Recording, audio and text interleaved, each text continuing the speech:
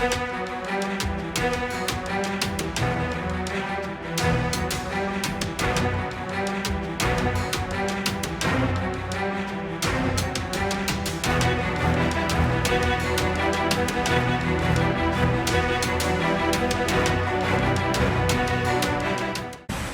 चुलते स्वर्गीय संजय संपतलाल कांकरिया यांनी दिनांक 27/5/2025 रोजी आमच्या शेतातील घरावर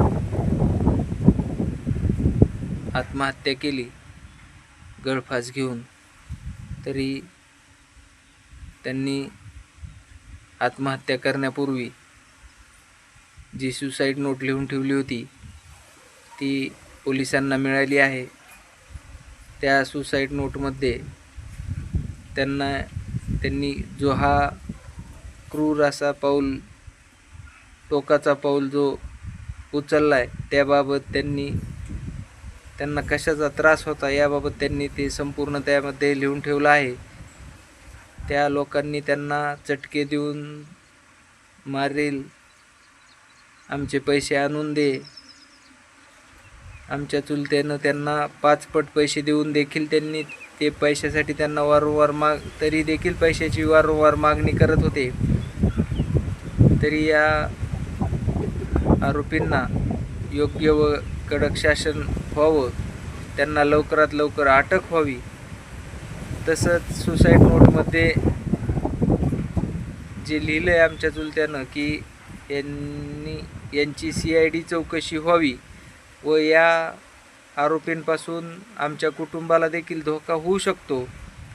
त्यामुळं हे आरोपी लवकरात लवकर अटक करून त्यांना योग्य व कडक शासन व्हावं. आता नवीन कायद्यान्वये BNS 108 अन्वये आपण 2 लोकांच्यावर गुन्हा दाखल केलेला आहे आणि आरोपी ताब्यात घेण्यासाठी सध्या आपली टीम कार्यरत आहे. काय कारण आहे आत्महत्येचं?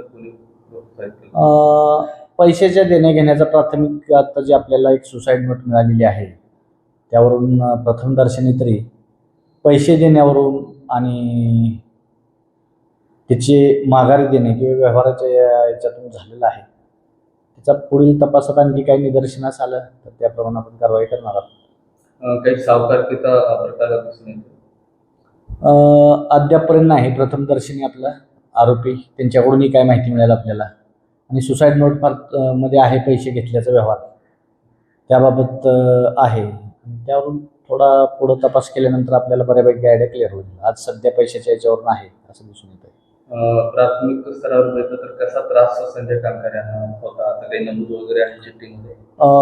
नाही, जास्त काय नाही नमूद, परंतु जे काही मुद्दे आहेत त्यावरील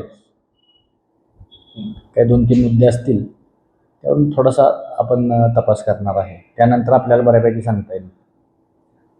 यात किती आरोपी एकूण आहेत, किती आरोपींना अटक झाली आणि उर्वरित आरोपींना पकडण्यासाठी किती पथकं दाखल झाली? एक पथक आपलं कार्यरत आहे आणि आरोपी 2 आहेत. तर दोन्ही फरार आहेत, त्यांचे मोबाईल वगैरे बंद आहेत. तर आरोपीची नावं पण आपल्या समोर आलेली आहेत. तर त्यांना आपण लवकरच ताब्यात घेऊ आणि पुढील तपास करू.